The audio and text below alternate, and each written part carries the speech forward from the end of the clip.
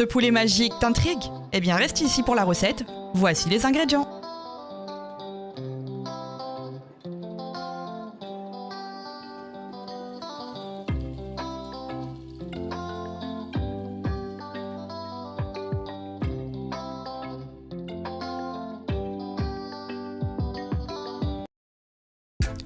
Donc pour cette recette de poulet magique, nous nous attaquons aux légumes. Nous prenons notre pak choy, autrement appelé chou chinois. C'est un légume qui est vraiment très bon et tout se consomme dans ce légume. Donc nous les feuillons. Nous on a pris 4-5 tronçons, 6. Après c'est à votre convenance. Une fois effeuillé, on le prend à l'horizontale et on l'émince. Comme ceci.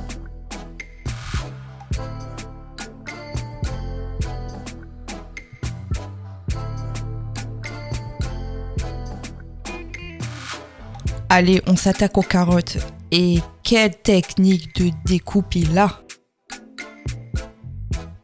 J'ai jamais essayé de le reproduire, franchement, j'ai la flemme. Mais si vous voulez, regardez bien la vidéo. J'ai aucune idée de comment s'appelle cette technique de découpe.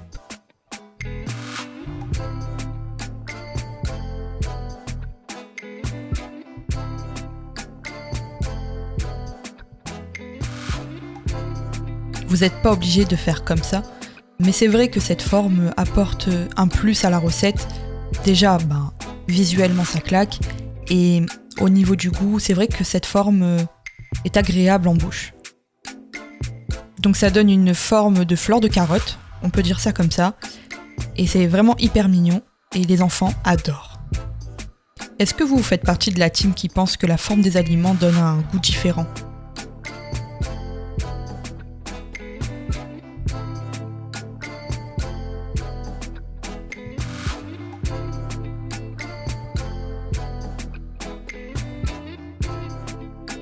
Donc bien entendu, si vous avez la flemme de découper vos carottes comme ça, vous pouvez directement les couper en petites rondelles fines, parce que c'est important que ça soit fin quand même. Faites comme vous le sentez, de toute manière dans la cuisine on s'adapte, ce n'est pas une dictature.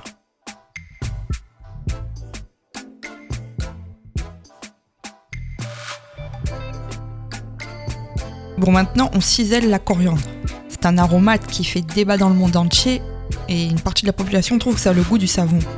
Nous perso on adore, on trouve que c'est une aberration, mais bon, vous avez le droit de pas aimer. Si vous aimez pas, vous n'en mettez pas, même si ça va changer le goût de la recette originale. Bon, ensuite, prenez cet aromate-là. Celui-là, je pense que ça va, il peut plaire à tout le monde. Ça s'appelle des queues d'oignons.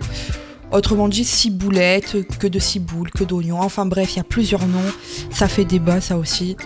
Mais vous en trouvez soit en supermarché asiatique, soit partout en grande surface, vous pouvez en trouver à Carrefour. Et vous le découpez, vous découpez le blanc, le vert, tout, et ça sera très bon, ça va parfumer le plat. Prenez les oignons. Donc là on avait des oignons rouges parce que c'était pas cher, c'était en promotion à Carrefour. 99 centimes le sachet. C'est rare de nos jours en période d'inflation. Mais après, on peut prendre la couleur d'oignon qu'on veut. On fait avec ce qu'on a. Bon, c'est vrai que les oignons rouges, c'est les meilleurs. On va pas se mentir. Ils font partie des meilleurs. Mais avec des oignons blancs ou jaunes, ça fera l'affaire aussi. Ça sera tout aussi bon.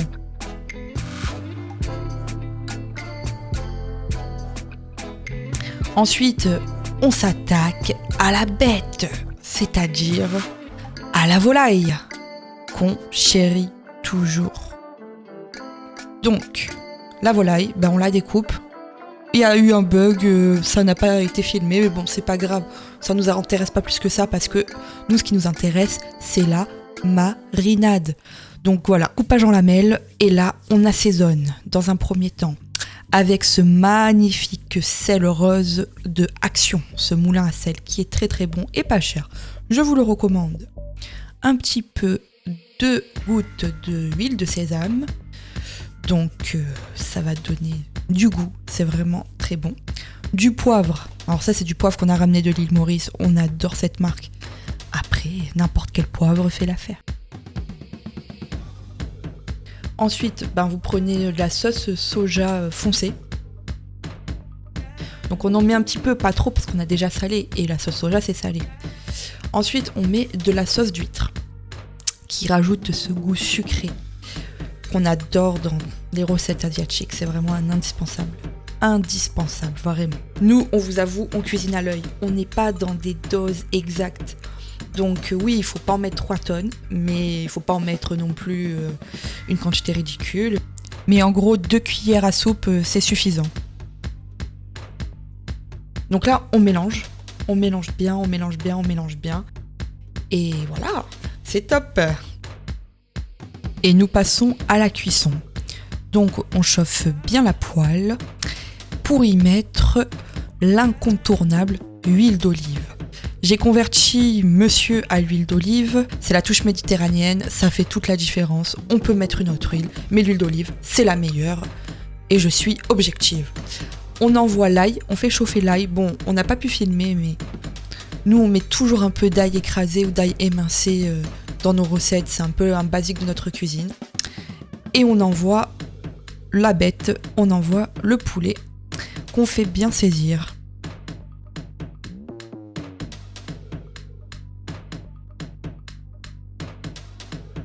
Quand ça commence à bien dorer, on rajoute quelques gouttes de sauce poisson.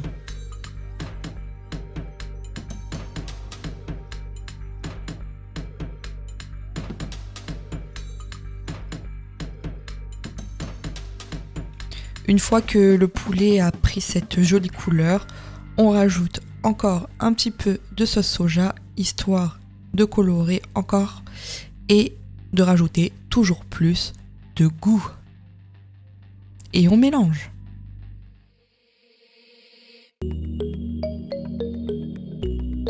Et revoici notre copine la sauce d'huître. Donc, on la remet à la cuisson. Et là, on mélange bien et on va bien faire caraméliser le poulet.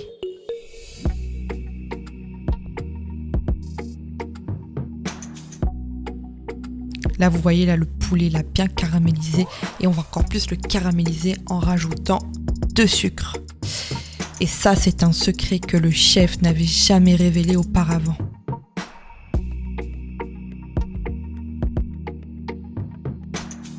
Et là, on va envoyer les légumes. Le poulet, là, il a bien cuit. Franchement, il est tellement bien mariné que vous ne faites pas pour la cuisson. Faites-vous confiance. Le poulet, il cuit trop bien dans cette marinade. Donc là, vous avez envoyé les carottes. Et on va faire saisir les carottes. Il ne faut pas que ça soit trop cuit. Il faut que ça soit croquant. Vous voyez ? Donc on les fait saisir, on les fait revenir. Pas trop longtemps. Mais il faut que ça prenne bien le goût de la marinade, du jus du poulet. Et là, nous rajoutons nos magnifiques oignons. Bon, tous ceux qui cuisinent connaissent cette technique de séparer les oignons comme ça, là, dans la poêle directement. Au lieu de les séparer, là, à la découpe. On fait tout à la poêle.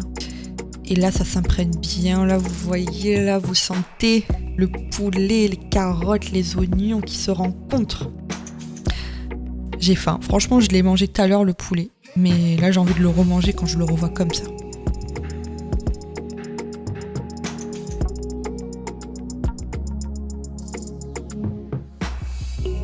Allez, on envoie le pak choi. Donc c'est le dernier légume qu'on envoie parce que c'est un légume qui cuit assez vite. Donc c'est bien qu'il soit un peu fondant, mais on veut pas qu'il soit trop cuit. On veut garder ce côté croquant. Donc on le met en dernier et on mélange bien. Et là, regardez comme ça devient magnifique visuellement. La magie commence à opérer. Du coup, on laisse cuire les légumes tous ensemble environ 1 minute. On va dire, allez, 40 secondes, 1 minute. On mélange de temps en temps, on surveille la cuisson, on surveille son feu aussi, on ajuste au fur et à mesure le feu.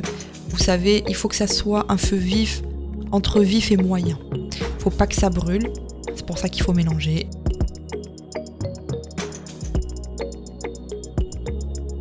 Maintenant, place aux aromates et on envoie la ciboule, alias les queues d'oignon. Et on va bien mélanger. Bouquet final, on envoie généreusement la coriandre et on va juste mélanger quelques secondes pour finaliser la cuisson. Place à une explosion de saveurs. Honnêtement, ce poulet, c'est le meilleur poulet que j'ai mangé de toute ma vie. Il est magique. Et maintenant, vous avez tous les secrets pour le concocter. À la maison, en général, on le mange avec du pain, en sandwich, mais on peut tout à fait aussi l'accompagner avec du riz ou des nouilles. Et c'est délicieux. Régalez-vous, et au pire, venez le manger chez nous. Mais à une condition, abonnez-vous et partagez, bien sûr.